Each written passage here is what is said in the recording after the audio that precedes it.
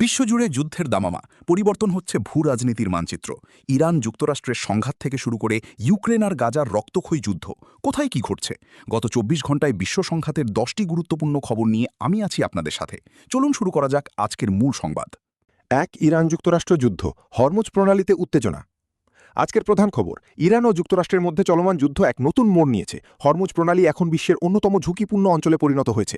মার্কিন গোয়েন্দা রিপোর্ট বলছে ইরান তাদের ৩৩টি ক্ষেপণাস্ত্র ঘাঁটির মধ্যে ৩০টি সক্রিয় করেছে এবং মোবাইল লঞ্চারের মাধ্যমে যে কোনো সময় হামলার প্রস্তুতি নিচ্ছে। অন্যদিকে মার্কিন প্রতিরক্ষামন্ত্রী পিট হেগসেট জানিয়েছেন প্রয়োজনে তারা যুদ্ধের মাত্রা আরও বাড়াতে পিছপা হবেন না। হরমুজ প্রণালীতে নৌযান চলাচলে ডার্ক অ্যাক্টিভিটি বা অবস্থান লুকিয়ে রাখার প্রবণতা ৬০০% বেড়েছে।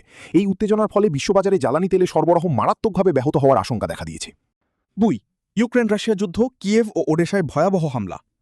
ইউক্রেন সীমান্তে যুদ্ধের ভয়াবহতা কমছেই না। গত ২৪ ঘন্টায় রাশিয়ার বড় ধরনের ক্ষেপণাস্ত্র হামলায় কিয়েভ, ওডেসা এবং দিনিপ্রো শহরে অন্তত ২১ জন বেসামরিক নাগরিক নিহত হয়েছেন। জাতিসংঘ নিশ্চিত করেছে যে ড্রোন এবং মিসাইল হামলার কারণে ইউক্রেনের আবাসিক এলাকা ও স্কুলগুলো ব্যাপকভাবে ক্ষতিগ্রস্ত হচ্ছে।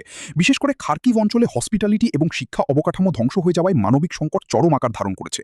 ইউক্রেনীয় বাহিনী পাল্টা প্রতিরোধের চেষ্টা করলেও রাশিয়ার ব্ল্যাক রেইন ড্রোন হামলা ইউক্রেনের গুরুত্বপূর্ণ শিল্পাঞ্চলগুলোকে বিপর্যস্ত করে তুলেছে। ইসরায়েল লেবানন সীমান্ত, যুদ্ধবিরতি পরবর্তী সংঘর্ষ। লেবানন সীমান্তে উত্তেজনা আবারও তুঙ্গে। ১৭ এপ্রিলের যুদ্ধবিরতি চুক্তি সত্ত্বেও দক্ষিণ লেবাননে ইসরায়েলি বিমান হামলায় নিহতের সংখ্যা ৩৫০ ছাড়িয়েছে। আজ ভোরেও ইসরায়েলি বাহিনী দক্ষিণ লেবাননের একাধিক স্থানে গোলাবর্ষণ করেছে। পাল্টায় হিজবুল্লার পক্ষ থেকেও রকেট হামলার খবর পাওয়া গেছে। ওয়াশিংটনে দুই দেশের মধ্যে শান্তি আলোচনার কথা থাকলেও স্থলপথে পরিস্থিতির কোনো উন্নতি দেখা যাচ্ছে না। লেবাননের স্বাস্থ্য মন্ত্রণালয় জানিয়েছে গত কয়েক সপ্তাহের হামলায় অসংখ্য স্বাস্থ্যকর্মী ও বেসামরিক মানুষ হতাহত হয়েছেন। গাজা উপত্যকা, মানবিক বিপর্যয় ও নতুন হামলা পৌঁছেছে। গাজায় যুদ্ধের ধ্বংসলীলা আজ এক ভয়ঙ্কর পর্যায়ে পৌঁছেছে।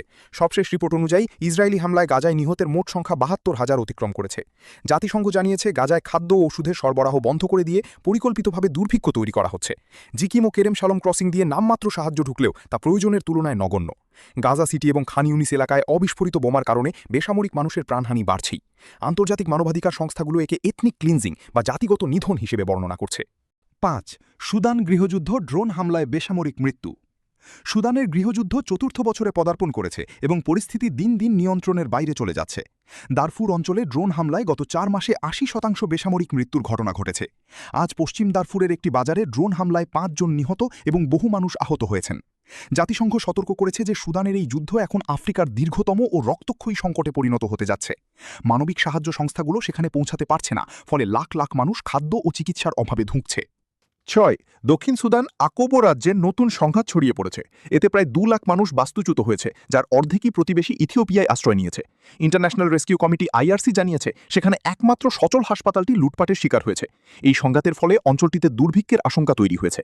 শান্তি চুক্তির বাস্তবায়ন না হওয়ায় এবং জাতিসংঘ শান্তিরক্ষী বাহিনীর সীমাবদ্ধতার কারণে সাধারণ মানুষের নিরাপত্তা এখন বড় প্রশ্নের মুখে। পাকিস্তান আফগানিস্তান সীমান্ত সংঘর্ষ।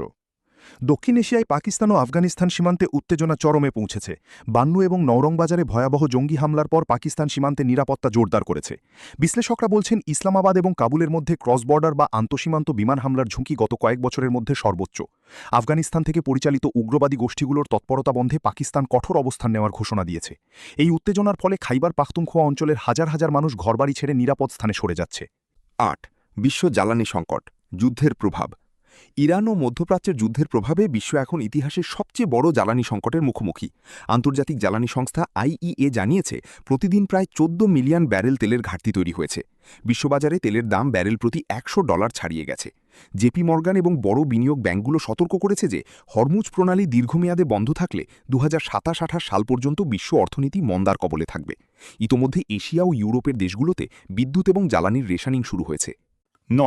মিয়ানমার গৃহযুদ্ধ, বিদ্রোহী ও জান্তা বাহিনীর লড়াই। মিয়ানমারের গৃহযুদ্ধ এক চূড়ান্ত পর্যায়ে পৌঁছেছে। বিদ্রোহী গোষ্ঠীগুলো দাবি করেছে যে তারা দেশের গুরুত্বপূর্ণ শহরগুলো থেকে জান্তা বাহিনীকে হটিয়ে দিচ্ছে। বিশেষ করে রাখাইন এবং শান রাজ্যে সরকারি বাহিনীর উপর ড্রোন ও গেরিলা হামলা তীব্র হয়েছে। এর ফলে জান্তা সরকার তাদের রাজধানী নেপিডো রক্ষায় মরিয়া হয়ে সামরিক শক্তি বৃদ্ধি করছে। সাধারণ মানুষ সীমান্ত পেরিয়ে প্রতিবেশী দেশগুলোতে আশ্রয় নিচ্ছে, যা দক্ষিণ পূর্ব এশিয়ায় এক নতুন শরণার্থী সংকটের জন্ম দিচ্ছে। লোহিত সাগর ও সাইবার যুদ্ধ। যুদ্ধের ময়দান এখন কেবল সমরাষ্ট্রেই সীমাবদ্ধ নয়, ছড়িয়ে পড়েছে সাইবার জগতেও। লোহিত সাগরে হুতি বিদ্রোহীদের হামলার পাশাপাশি পশ্চিমা দেশগুলোর গুরুত্বপূর্ণ অবকাঠামোতে বড় ধরনের সাইবার অ্যাটাক লক্ষ্য করা গেছে। অস্ট্রেলিয়া এবং ব্রিটেন লোহিত সাগরে জাহাজ চলাচল নিরাপদ রাখতে নতুন করে নজরদারি বিমান মোতায়েন করেছে। কিন্তু সমুদ্রপথে জাহাজের ট্রান্সপন্ডার বন্ধ করে যাতায়াত করার ফলে সংঘর্ষের ঝুঁকি বেড়ে গেছে। ডিজিটাল এবং ফিজিক্যাল উভয় দিক থেকেই বিশ্ব এখন এক বহুমাত্রিক যুদ্ধের অভিজ্ঞতার মধ্য দিয়ে যাচ্ছে। এই ছিল আজকের বিশ্বযুদ্ধের প্রেক্ষাপট। সংঘাত নয়, আমরা চাই একটি নিরাপদ ও শান্তিময় পৃথিবী। তবে বর্তমান বিশ্ব রাজনীতির এই দ্রুত পরিবর্তন সম্পর্কে সবসময় আপডেট থাকতে আমাদের চ্যানেলটি সাবস্ক্রাইব করে পাশে থাকুন। ভিডিওটি গুরুত্বপূর্ণ মনে হলে শেয়ার করুন আপনার বন্ধুদের সাথে। দেখা হচ্ছে পরবর্তী ভিডিওতে। ততক্ষণ ভালো থাকুন, নিরাপদে থাকুন। ধন্যবাদ।